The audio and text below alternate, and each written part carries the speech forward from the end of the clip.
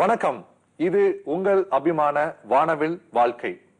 பரபரப்பான இந்த வாழ்க்கையை மேலும் வண்ணமயமா எப்படி சந்தோஷமா வாழலாம் அப்படிங்கறதுக்காக நிறைய கேள்விகளோட வார வாரம் நமது அரங்கத்திற்கு நிறைய பேர் வராங்க.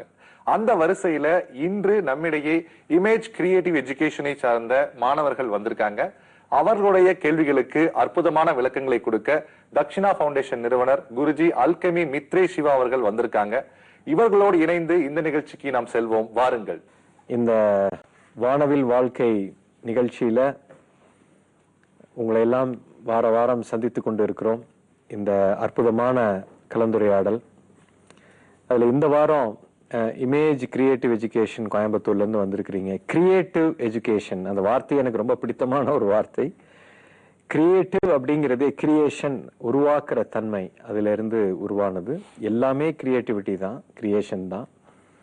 எப்போ ஒரு மனிதன் கணத்துக்கு கணம் வாழ ஆரம்பிக்கிறானோ, கிரியேட்டிவா இருக்கிறானோ, எப்பவுமே சந்தோஷமா இருப்பான். அதுதான் அதுக்கு பின்னாடி இருக்கிற சீக்ரெட். இன்னைக்கு கிரியேட்டிவ் எஜுகேஷன்ல இருக்கக்கூடிய இந்த அற்புதமான இளைஞர்களை இந்த வாரம் சந்திக்கிறதுல ரொம்ப சந்தோஷம். வாங்க நிகழ்ச்சிக்கு போகலாம். எனக்கு இந்த இளைஞர்களை பார்க்கும்போது ரொம்ப மகிழ்ச்சியா இருக்குதுங்க ஐயா. ஏன்னா அவங்க நிறைய விஷயம் பேசுவாங்க, விவாதிப்பாங்க. இன்னைக்கு நம்ம அரங்கத்துக்கு ஒரு குருஜி ஒருத்தர் இருக்காங்க, அவங்க கிட்ட கேள்விகள் கேட்கலாம் அப்படின்னு வந்தது ரொம்ப மகிழ்ச்சியா இருக்கு. கேளுங்க தம்பி. முதல் கடவுள் இருக்காரா இல்லையா, அதுதான் என்னுடைய டவுட் ரொம்ப வருஷமா. அப்புறம் அவரு அதை எப்படி தெரிஞ்சுக்கிறது, அதை எப்படி உணர்றது?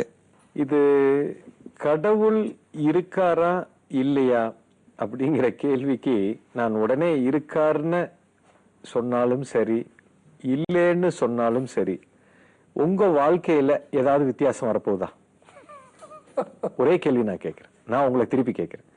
இப்ப நான் இருக்காருன்னு சொல்லிட்டேன். நீங்க கேட்ட கேள்வி, அடுத்த கேள்வி, எத்தனை வருஷத்துல அவர் அடையிறது அப்படின்னு கேக்குறீங்க. ஒரு 10 வருஷம்னு சொல்லிட்டேன். ஓகே, இப்ப இருக்காருன்னு நான் சொன்னா உங்களுக்கு ஏதாவது மாற்றம் வரப்போகுதா? இல்லைன்னு சொன்னா உங்களுக்கு ஏதாவது மாற்றம் வரப்போகுதா? ஒரு மாற்றமும் வரப்போறது இல்லை. Yes sir no? இருக்காருன்னு சொன்னா உங்களுக்கு ஒரு கதை கிடைச்சது. இப்போ உங்க காலேஜ்ல போய், உங்க ஸ்கூல்ல, உங்க எஜுகேஷன் இன்ஸ்டிடியூஷன்ல, வீட்லயே போய், இன்னைக்கு நான் குருஜியை சந்திச்சேன், அவர்கிட்ட கடவுள் இருக்காரான்னு கேட்டேன், அவர் இருக்காருன்னு சொல்லிட்டாரு, அவர் பேச்ச நம்பலாம், அவர் பார்த்தா கொஞ்சம் உண்மையா சொல்ற மாதிரி தெரியுது அப்படின்னு இன்னையில இருந்து நீங்க கடவுள் இருக்காரு, ஒரு குரு சொன்னாரு அப்படின்னு நீங்க நம்பிட்டு அப்படியே போயிட்டு இருப்பீங்க. Yes sir no? நான் இல்லைன்னு சொன்னாலும் இன்னொரு கதை, நான் இவ்வளவு நாள் இருக்காருன்னு நினைச்சிட்டு இருந்தேன்ப்பா, இவர் சொல்லிட்டாரு, இல்லைன்னு சொல்லிட்டாரு, அதனால அவர் இருக்கிற மாதிரி தெரியல, அவர்கிட்ட ஏதோ உண்மை இருக்கு, இல்ல பொய் இருக்கு. இது இரண்டு பதிலுமே உங்களுடைய வாழ்க்கையை எந்த மாற்றத்தையும் கொண்டு வர போறது இல்லை. Yes sir no? உண்மையா இல்லையா? எஸ். இப்போ இது இருக்காரா இல்லையா அப்படிங்கிறது ஏன் இந்த கேள்வி வருது தெரியுமா உங்களுக்கு? இப்போ உங்களை நான் ஒரு சின்ன கேள்வி கேட்கிறேன்.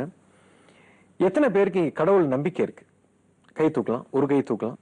ஓகே, 1 2 3 4 5 6 7 பேர். ஓகே, கடவுள் நம்பிக்கை இல்லாதவங்க கை தூக்கலாம். ஓகே, மீதி இருக்கிறவங்க கடவுள் நம்பிக்கை இல்ல. கொஞ்சம் பேர் கை தூக்காம இருக்கிறீங்க, 2 கட்சியிலையும் இல்ல நீங்க. சரி, விட்டுறலாம். ஓகே, இப்போ கொஞ்சம் பேரு கடவுள் இருக்காருன்னு நம்புறீங்க, உண்மையா இல்லையா? என்ன பேசவே மாட்டீங்க? கடவுள் இருக்காருன்னு கொஞ்சம் பேரு நம்புறீங்க, கொஞ்சம் பேரு கடவுள் இல்லைன்னு நம்புறீங்க. Yes or no? சரி, இப்போ கடவுள் இருக்காருன்னு கொஞ்சம் பேர் நம்புறாங்க, கடவுள் இல்லைன்னு கொஞ்சம் பேர் நம்புறீங்க. இப்ப நான் அடுத்து உங்களை ஒரு சின்ன எளிமையான கேள்வி கேட்கிறேன். எத்தனை பேருக்கு 2 கை இருக்குன்னு நம்புறவங்க ஒரு கை தூக்கலாம்? கை இருக்கு நம்புறவங்க ஒரு கை தூக்கலாம். எல்லாருமே தூக்கிட்டீங்க. ஓகே, இப்ப நான் மறுபடியும் இந்த கேள்வி கேட்கிறேன். எத்தனை பேருக்கு 2 கை இருக்குன்னு நம்புறவங்க ஒரு கை தூக்கலாம்? கை கொஞ்சம் பேர் தூக்கல இப்போ. ஓகே, கை இருக்குன்னு நம்புறீங்களா இல்ல கை இருக்குதா? கொஞ்சம் பேர் பேச மாட்டீங்களே. கை இருக்குன்னு நம்புறீங்களா இல்ல கை இருக்குதா? தெளிவான பதில். இப்ப நான் மறுபடியும் கேள்வி கேட்கிறேன். எத்தனை பேருக்கு 2 கை இருக்குன்னு நம்புறவங்க ஒரு கை தூக்குங்க. கை இருக்குன்னு நம்புறீங்களா இல்ல கை இருக்குதா? அப்ப கை இருக்குன்னு நம்புறவங்க யாரும் இப்ப கை தூக்கல. இப்பதான் நீங்க புரிஞ்சிருக்கிறீங்க, கேள்வியே இப்பதான் புரிஞ்சிருக்கீங்க. You understand? இப்போ இந்த கை இருக்குதுன்னு நான் நம்பலையா, கை இருக்குது, எனக்கு தெரியும் இருக்குதுன்னு தெரியும். அப்போ ஒரு விஷயம் எனக்கு உறுதியாக இருக்கு அப்படின்னு தெரிஞ்சிருச்சுன்னா அதன் பேர்ல நம்பிக்கைங்கிறது இருக்காதாங்க. Yes or no? தெரிஞ்ச விஷயத்தின் பேர்ல நம்பிக்கை இருக்காது. அப்போ எனக்கு ஏதோ ஒரு விஷயத்தை பத்தின நம்பிக்கை அப்படிங்கிறது அங்க வருதுன்னு சொன்னாலே அப்ப என்ன அர்த்தம்? அந்த விஷயத்தை பத்தி எனக்கு தெரியாத ஒரு விஷயத்தை தான் ஒண்ணு நீங்க நம்பலாம், இல்ல நம்பாம இருக்கலாம். இப்போ எனக்கு கை இருக்குன்னு நான் நம்பல, கை இருக்குது, கண்ணே இல்லைன்னாலும் எனக்கு தெரியும் கை இருக்குதுன்னு தெரியும். that which I know I don't believe it. that which I do not know I either believe it or disbelieve it. நான் ஒன்னும் நம்பலாம், நம்பாம இருக்கலாம். Yes or no? இப்போ கடவுளை பொறுத்த வரைக்கும் உங்களுக்கு கடவுள் நம்பிக்கை கொஞ்சம் பேருக்கு இருக்குது. இருக்கிறாருன்னு கொஞ்சம் பேர் நம்புறாங்க, இல்லைன்னு கொஞ்சம் பேரு நம்புறாங்க. இந்த ரெண்டுமே நம்பிக்கை தாங்க. இந்த நம்பிக்கை ஏன் வந்தது அப்படின்னா கடவுள் இருக்காரா இல்லையான்னு நமக்கு தெரியாது. தெரியாததுதான் உண்மை. தெரியாதனால கொஞ்சம் பேர் நம்புறீங்க இருக்காருன்னு, தெரியாதனால கொஞ்சம் பேர் நம்பாம இருக்கிறீங்க. ஆனா உங்க ரெண்டு பேரோட ஸ்டேட்டுமே வேறு வேறு அல்ல, ரெண்டுமே ஒரே ஒரு ஸ்டேட் தான். உங்களுக்கு என்ன என்ன தெரியாது? கடவுள் இருக்காரா இல்லையான்னு தெரியாது. எப்போ ஒரு விஷயத்தை தெரியாத விஷயத்தை தெரியாதுன்னு ஒரு மனிதன் பாக்குறானோ இப்போ தெரிஞ்சே ஆகணும். இங்க தெரிஞ்சுக்காம இருக்க முடியாது. இருக்காருன்னு நான் நம்புறேன், அவர் சொல்லிட்டாரியா இருக்காரு. இப்போ நான் ஒரு கம்ஃபர்ட் ஜோன்ல உட்கார்ந்துக்கிறேன், அவரு சொல்லிட்டாரு இருக்காரு. இப்போ எனக்கு இருக்காரா இல்லையான்னு தெரியாது, நான் அவரை நம்பி நான் உட்கார்ந்துருக்கிறேன். இதுதாங்க பெரிய டேஞ்சர். எப்போ ஒரு மனிதன் இன்னொருத்தரோட நாலேஜ்ல நான் உட்கார்ந்து இருந்தேன்னா நான் தேடி கண்டுபிடிக்கவே முடியாது. உங்களுக்கு அவைலபிலிட்டிலே இருக்காது, உங்களுக்கு அவர் வரவே மாட்டார். ஏன்னா நீங்க தெரிஞ்சுக்கிறதுக்கே தயாரா இல்லையே. இப்போ இன்னொருத்தரோட நம்பிக்கையில நீங்க வாழ்ந்துட்டு இருக்கிறீங்க. இதுதான் நாம செய்யக்கூடிய மிகப்பெரிய தவறு. இப்போ கடவுள் இருக்காருன்னு நான் நம்பி உட்கார்ந்து இருந்தாலும் ஏமாந்துருவீங்க, கடவுள் இல்லைன்னு இன்னொருத்தன் சொல்றத நம்பி உட்கார்ந்து இருந்தாலும் ஏமாந்து போயிடுவீங்க. இது ரெண்டையுமே விட்டுட்டு எனக்கு இருக்காரா இல்லையா எனக்கு தெரியாது, உங்களுக்கு உண்மையிலே தெரியுமா தெரியாதா? தெரியாது. அத தெரியாதுன்னு பாருங்க. இப்ப நான் சொல்ற பதில வச்சுக்கிட்டு நீங்க ஒரு கன்க்ளூஷனுக்குள்ளேயோ ஒரு நம்பிக்கைக்குள்ள போகவே கூடாது. அதுக்காகத்தான் எந்த குருவும் இதுக்கு பதிலே சொல்ல மாட்டாங்க. ஏன் பதில் சொல்ல மாட்டாங்கன்னா நீங்க தேடி கண்டுபிடிக்கவே மாட்டீங்க. நீங்க எப்ப தேடி கண்டுபிடிக்கலையோ அந்த பலனை நீங்க அனுபவிக்கவே மாட்டீங்க, உங்களுக்கு அது புரியாமலே போய்விடும். அதற்காகத்தான் இந்த கேள்விக்கு எப்பவுமே நான் பார்த்துட்டேன், எனக்கு தெரியும். ஆனா எனக்கு தெரிஞ்சது இப்ப நான் உங்ககிட்ட சொன்னா இது வெறும் அறிவாகத்தான் போகுமே தவிர உங்களுக்கு அது தெரியவே தெரியாது. நீங்க தேடி கண்டுபிடிக்கணும். நீங்க எப்ப தேடி கண்டுபிடிக்கிறீங்களோ உங்களுக்கு கிடைச்சிரும். எப்ப ஒரு மனிதன் தேடி கண்டுபிடிப்பான்? தனக்கு தெரியாதுன்னு பார்த்தாதானே கண்டுபிடிக்க முடியும். Yes or no? See, I don't know is a biggest possibility. வெளியில போய் ஒரு விஷயம் எனக்கு தெரியாதுன்னு சொல்லவே நீங்க சங்கடப்படுவீங்க, என்னடா நமக்கு இது கூடவா தெரியாது, உங்க ஈகோ ஹர்ட் ஆகும். அப்பதான் நீங்க அதை தேடி கண்டுபிடிக்க ஆரம்பிப்பீங்க. நான் ஒன்னே ஒண்ணு கேட்கிறேன், நம்ம கடவுளை தெரியாது நான் தேடணும்னு நம்ம எத்தனை பேரு எவ்வளவு டைம் அதுக்காக நீங்க நம்ம ஸ்பெண்ட் பண்ணியிருக்கோம்? டைமே ஸ்பெண்ட் பண்றது இல்ல. ஒரு உதாரணத்துக்கு ஒரு டிகிரி, நீங்க எல்லாம் விஸ்காம் படிச்சிருக்கீங்கன்னு நினைக்கிறேன், ஒரு டிகிரி வாங்கியிருக்கீங்க. இந்த டிகிரி 3 வருஷம் டிகிரி வாங்குறதுக்கு எத்தனை வருஷம் செலவு பண்ணீங்க? இந்த டிகிரி வாங்குறதுக்கு எத்தனை வருஷம்? 3 வருஷமா 15 வருஷமா? 3 வருஷத்துல டிகிரி கிடைச்சிருமா விஸ்காம் டிகிரி? ஒரு டிகிரி வாங்கணும்னா எத்தனை வருஷம் செலவு பண்ணணும்? 15 வருஷம். எத்தனை வருஷங்க? அப்பாடா, இப்பதான் கொஞ்சம் விழிப்பா இருக்கீங்க. விஸ்காம் டிகிரி ஒரு பேப்பர் வாங்குறதுக்கு 15 வருஷம். காலையில 9 மணில இருந்து சாயங்காலம் 4 மணி வரைக்கும் ஸ்கூலு காலேஜ் போய் ஒரு பேப்பரை கொடுக்குறான், நீ டிகிரி வாங்கிட்டேன்னு. ஒரு கடவுள் இந்த உலகத்தை படைச்சவன், என் உடம்ப படைச்சவன், இந்த காத்த படைச்சவன், சூரியனை படைச்சவன், பூமி, இந்த அண்ட சராசரத்தையே படைத்த ஒரு சக்திய தெரிஞ்சுக்கிறதுக்கு நம்ம எத்தனை வருஷங்க செலவு பண்ணிருக்கீங்க? எத்தனை வருஷம் செலவு பண்ணிருக்கீங்க? அந்த டைரக்ஷன்ல ஏதாவது ஒரு ஸ்டெப் எடுத்து தேடி போயிருக்குமா? கிடையாது. ஒண்ணுமே நம்ம தேடல, அந்த டைரக்ஷன்ல மூவே ஆகல. அப்படி இருக்கும்போது அவர் எங்கேயோ தூரத்துல இருக்காருன்னு யாருங்க சொன்னா? அவர் இங்க உட்கார்ந்து இருக்காருங்க. ஆனா அவரை எனக்கு தெரியாது, அவரை நான் தெரிஞ்சே ஆகணுங்கிற தீவிரம் நம்பர் 1 இருக்கணும். அந்த தீவிரம் உள்ள வந்துருச்சு அப்படின்னா அந்த டைரக்ஷன்ல ஒரு படி எடுத்து வச்சு பாருங்க, அவரை பிடிச்சிடலாம். அவரை பிடிக்கிறதுக்கு ரொம்ப வருஷமெல்லாம் ஆகாது. உங்களுடைய தீவிரம் எந்த அளவுக்கு ஆழமாக இருக்கிறதோ, தீவிரம் ரொம்ப ஆழமா இருந்ததுன்னா ரொம்ப சீக்கிரம் பிடிச்சிடலாம். ஒரு 10 வருஷமும் எடுக்கும், 2 வருஷத்துலயும் பிடிச்சுக்கலாம், 1 வருஷத்துலயும் அவரை பிடிக்கலாம், ஏன் 1 மாதத்துல கூட அவரை பிடிச்சிடலாம், ஏன் 1 நிமிஷத்துல கூட அவரை பிடிக்க முடியும், 1 கணத்தில் கூட அவரை நீங்க உணர முடியும். அவரை பிடிக்கிறதுக்கு 1 கணம் போறோம். உங்களுடைய தீவிரம் உச்சத்தில் இருந்தால் இப்படி பிடித்து விடலாம். அவரன்றி எதுவும் அசையா. You understand? சோ தெரியாதுங்கிறத பாருங்க. கடவுள் இருக்காருன்னு நம்ப தேவையில்லை, இல்லைன்னு நம்ப தேவையில்லை. எனக்கு தெரியாது, நான் அவரை தேடி பிடிக்கணும் அப்படிங்கிற ஒரு தீவிரம் உங்களுக்குள்ள வந்துருச்சுன்னா பிடிச்சிடலாம். அடுத்த கேள்வி. இன்னைக்கு இந்த ஜெனரேஷன்ல இளைஞர்கள் எல்லாமே வந்து ஆன்மீகத்துக்கு மேல சரியான புரிதல் இருக்காங்கிற ஒரு கேள்வி. இன்னும் இந்த ஜெனரேஷனோட இளைஞர்கள் எல்லாமே வந்து சரியான பாதையை நோக்கி போறாங்களா? அவங்களோட தேர்வுகள் கரெக்டா இருக்கா? இளைஞர்கள் ஆன்மீகத்தை பத்தி சரியாக புரிந்திருக்கிறார்களா? இதுதான் முதல் கேள்வி. பெரும்பாலும் இல்லை. 90% of the people, they do not understand what is spirituality. நீங்க ஏதோ ஆன்மீகம்னா ஏதோ காவி சட்டை போட்டுக்கிட்டு ஒரு சாமியார் மடத்துல போய் உட்கார்ந்து ஏதோ கண்ணை மூடி உட்கார்ந்து தியானம் பண்ணிட்டு குடும்பத்தை விட்டுட்டு ஓடுறதுன்னு நினைச்சிட்டு இருக்கிறீங்க. கிடையவே கிடையாதுங்க. ஆன்மீகம் அப்படிங்கிற அந்த வார்த்தைக்குள்ளே அர்த்தம் இருக்கு, ஆன்மா சம்பந்தப்பட்ட விஷயம். இந்த ஸ்பிரிச்சுவாலிட்டியில ஸ்பிரிட் அப்படிங்கிற வார்த்தையை நல்லா புரிஞ்சுக்கணும். ஓகே, இப்போ இந்த உடம்பு இயங்குது, இந்த உடம்பு உங்க கண்ணுக்கு தெரியுது. ஓகே, இந்த லைட் இயங்குது, இந்த ஃபேன் ஓடுது, இந்த டிவி ஓடுது, கேமரா ஓடுது, இதெல்லாம் கண்ணுக்கு தெரியுது. ஆனா கண்ணுக்கு தெரியாத இந்த உடம்புக்குள்ள இருந்து இயங்கக்கூடிய அந்த உயிர் சக்தி உங்க கண்ணுக்கு தெரியுதா? உயிர் கண்ணுக்கு தெரியுதா? கண்ணுக்கு தெரியல. ஆனா அந்த உயிர் தாங்க எல்லாத்தையுமே செய்து. கண்ணு பாக்குது இல்லையா? கண்ணு ஒன்னும் பார்க்கல, கண்ணு வந்து ஒரு விண்டோ தான். இது வந்து ஒரு விண்டோ. இந்த விண்டோ, இந்த டோர் வெளியா எது பாக்குது? உயிர் சக்தி தான் பாக்குது. இப்ப உதாரணத்துக்கு ஒரு டிவி பார்த்துட்டு இருக்கிறீங்க. டிவி பார்த்துட்டு இருக்கும்போதே உங்களுக்கு போன் கால் வருது. அந்த போன் காலை எடுத்து அடுத்த செகண்ட் கண்ணு திறந்துதான் இருக்குது. ஆனா அந்த டிவியில இருக்கிற நிகழ்ச்சி உங்களுக்கு உள்ள போகுமா? போகுமா?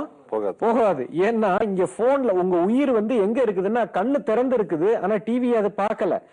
அந்த உயிர் அந்த போன்ல வேற யாரு கூடயோ தொடர்புல இருக்குது. அப்போ அந்த உயிர் சக்தி தான் கேட்டு கொண்டு இருக்குது, உயிர் சக்தி தான் பார்த்து கொண்டு இருக்குது, உயிர் சக்தி தான் இயங்கி கொண்டு இருக்குது. உயிர் தான் எல்லாமே. அந்த உயிரை உள்ள இருந்து எடுத்துட்டீங்கன்னா அந்த பாடியை கொண்டு போய் எரிச்சிருவாங்க, அப்புறம் பாடின்றுவாங்க. அது வரைக்கும் டாக்டர், இன்ஜினியர், எம்எல்ஏ, எம்பிம்பாங்க. உயிர் போயிடுச்சுன்னா பாடி எடுத்தாச்சா அப்படிம்பாங்க, அடுத்த செகண்ட் பாடி ஆயிடுவீங்க. அப்போ இந்த உயிர் தாங்க ஸ்பிரிட், அதுதான் இருக்கிறதுலே முக்கியமான விஷயம். அப்போ இந்த உடம்பு மெட்டீரியல், பொருள் தன்மை, உயிர் பிராணா அந்த வந்து அதுதான் சூக்ஷ்ம தன்மையில் இருக்கக்கூடிய ஸ்பிரிட். உடம்பில்லாமல் உயிர் இல்லை, உயிர் இல்லாமல் உடம்பில்லை. இது ரெண்டும் சேர்ந்தது தாங்க வாழ்க்கை.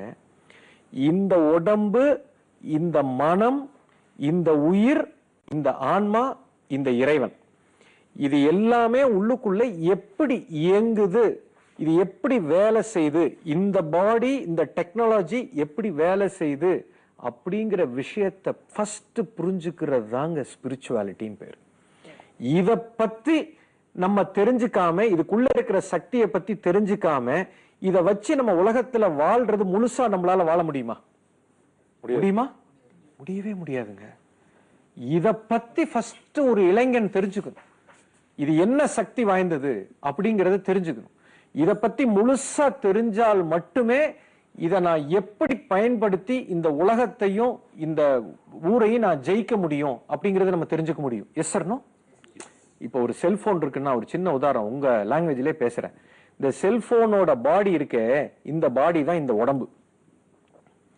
அந்த செல்போனுக்குள்ள இருக்கிற சிம் கார்டு இருக்கே, அந்த சிம் கார்டு தான் உங்க மைண்ட். அந்த செல்போனு இந்த சிம் கார்டு இது ரெண்டும் இயங்குறதுக்கு பேட்டரி தேவை. அந்த பேட்டரி தான் உங்களோட உயிர். சரி, பேட்டரி இருக்கு, செல்போன் இருக்கு, சிம் கார்டு இருக்கு. இது எல்லாத்தையும் வச்சுக்கிட்டும் வேலை செய்யாது. என்ன வேணும்? டவர் வேணும்.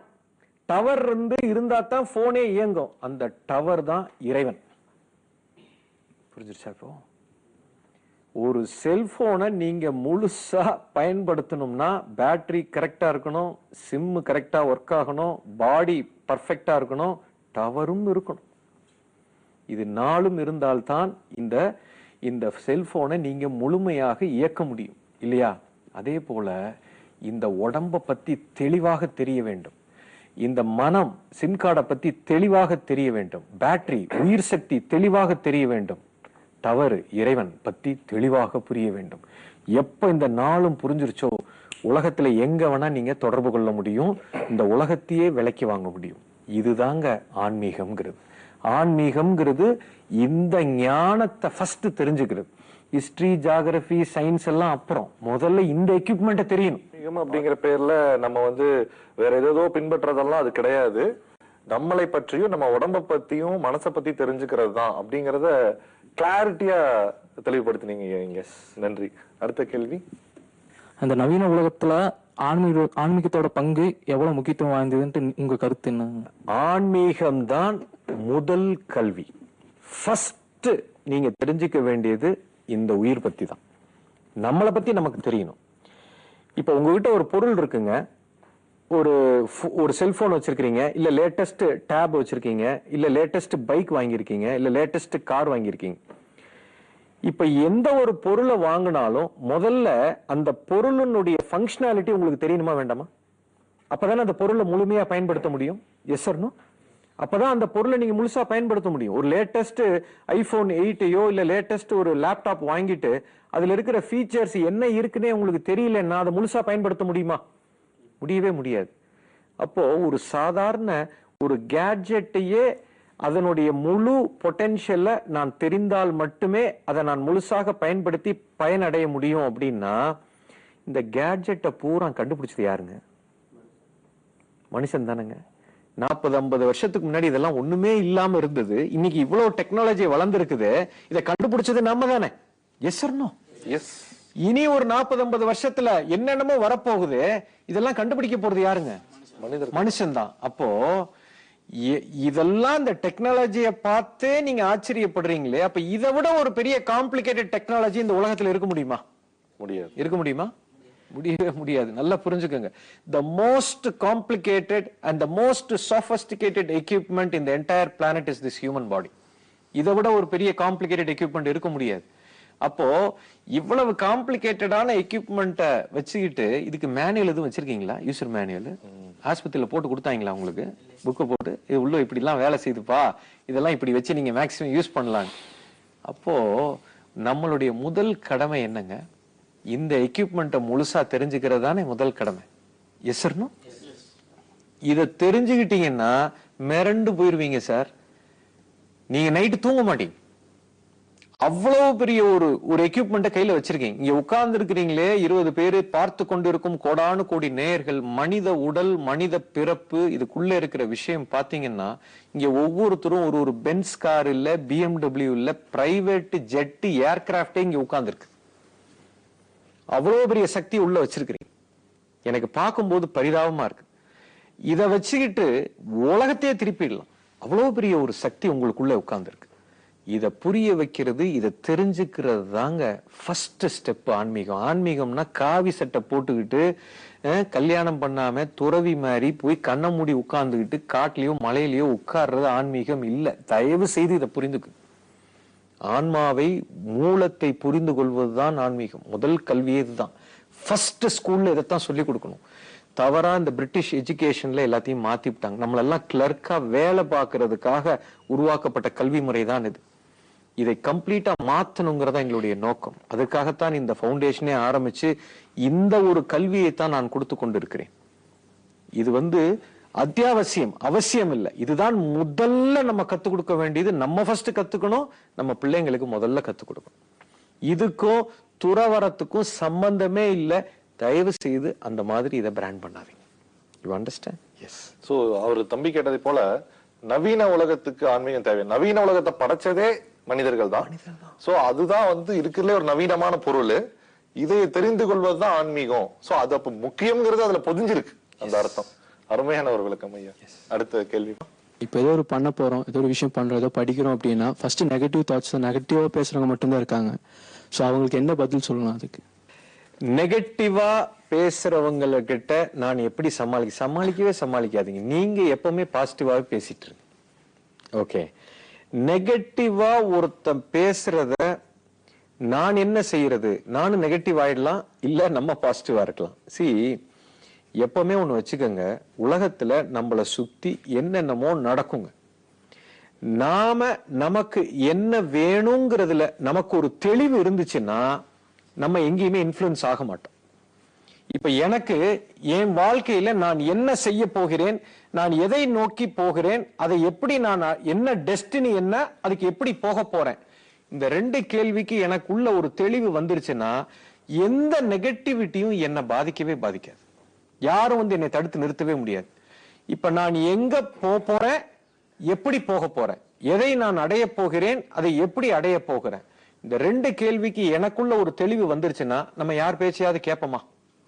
கேட்கவே மாட்டோம். யார் நெகட்டிவா எது சொன்னாலும் என்னை அது பாதிக்கவே பாதிக்காது. இப்போ பிரச்சனை அவன் இல்லைங்க, பிரச்சனை நானு.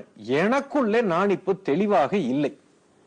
நான் எங்க போக போகிறேன், நான் என்ன செய்ய போகிறேன், இதை எப்படி நான் சாதிக்க போகிறேங்கிறதுல எனக்கு தெளிவு இல்லைன்னு வரும் பொழுதுதான் அடுத்தவன் நெகட்டிவிட்டி சொல்லும் போது நமக்குள்ள ஒரு பயம் வரும். ஐயோ டே நீ ஏன்டா இதை போய் பண்ற, இதை பண்ண நீ வீணா போயிருவ அப்படின்னு சொன்னான்னா, நெகட்டிவா சொன்னான்னா ஐயோ நான் உண்மையிலேயே வீணா போயிருவனும் அப்படின்னு நமக்குள்ள ஒரு பயம் உருவாகும்.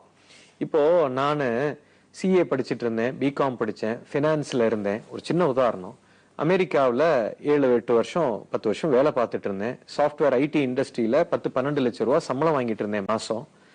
ரிசைன் பண்ணிட்டு இந்தியா வந்துட்டு இந்த ஃபவுண்டேஷன் ஆரம்பிச்சேன். என்ன நம்ம ஃப்ரெண்ட்ஸ் எல்லாம் ரிசைன் பண்ணிட்டியாடா, 12 லட்சம் ரூபாய் சம்பளத்தை விட்டுட்டு போற, ஜம்முன்னு போயிட்டு வா, வாழ்த்துக்கள் அப்படியே சொல்லி அனுப்புவாங்க? சும்மா விட்டுருவாங்களா? ஏண்டா உனக்கு அறிவு இல்ல, அவன் ஒரு வேலை கிடைக்கிறதுக்கே படாத பாடுபட்டு இருக்கிறான். உனக்கு ஆண்டவன் அமெரிக்காவில் கொண்டாந்து உன்னைய விட்டு மாசம் 12 லட்சங்க, வருஷத்துக்கு இல்ல 12 லட்சம் ரூபாய் சம்பளம் வாங்கிட்டு இருக்கிறே, ரிசைன்மெண்ட் போறேன்னா வெத்தலை பாக்கு வச்சு அனுப்பி வைப்பாங்கன்னு நினைக்கிறீங்களா? ஒரு 100 பேர் என்னைய சுத்தி நின்றுட்டு என்னைய போக விடாம நிறுத்தினாங்க. ஏர்போர்ட்ல உட்கார்ந்து அழுகுறான், ஏன்டா அப்படி பண்றேன்னு. அவங்க என்னை நிறுத்துறது அவங்களுடைய அன்புல பாசத்துல பண்றாங்க. அது நெகட்டிவோ பாசிட்டிவோ அதை விட்டுறலாம். பட் என்னுடைய மனதுல நான் ரொம்ப தெளிவாக இருக்கிறேன்.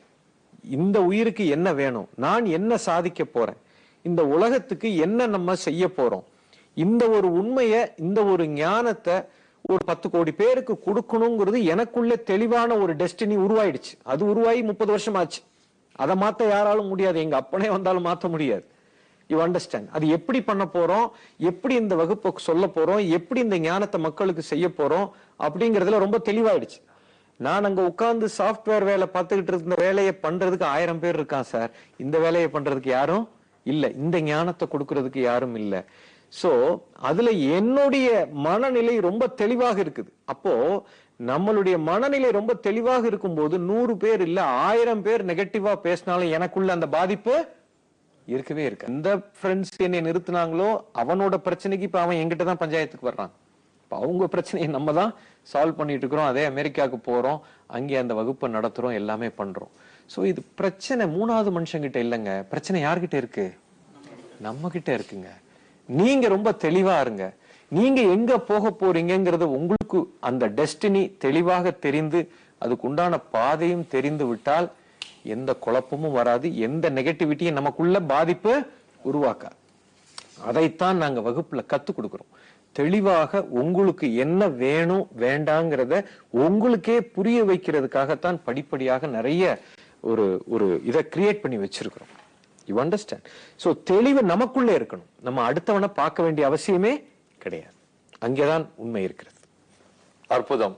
சோ நெகட்டிவ் பாசிட்டிவ் என்பது எதுவுமே கிடையாது, ப்ரோக்ரசிவ் மட்டும்தான் வாழ்க்கை என்பதை இளைஞர்களுடைய ஏராளமான கேள்விகளுக்கு அவர்களுக்கு புரியும் விதத்தில் அற்புதமான விளக்கங்களோடு இந்த வாரம் குருஜி நமக்காக கொடுத்தார். மீண்டும் ஒரு முறை வானவில் வாழ்க்கையில் உங்களை சந்திக்கும் வரை வணக்கம் கூறி விடைபெறுகிறோம். நன்றி, வணக்கம்.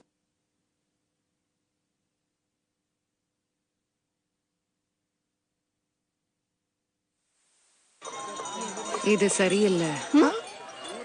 இவரு இப்பவும் வெளியில மலஜலம் கழிக்கிறாரா? தப்புதான். தப்புதான். குரல் கொடுங்கள் பெண்களே, அதை கேட்கும் இந்த உலகமே. குரல் கொடுங்கள் பெண்களே, அதை கேட்கும் இந்த உலகமே. கதவை மூட, பிறகு நோயை தடு.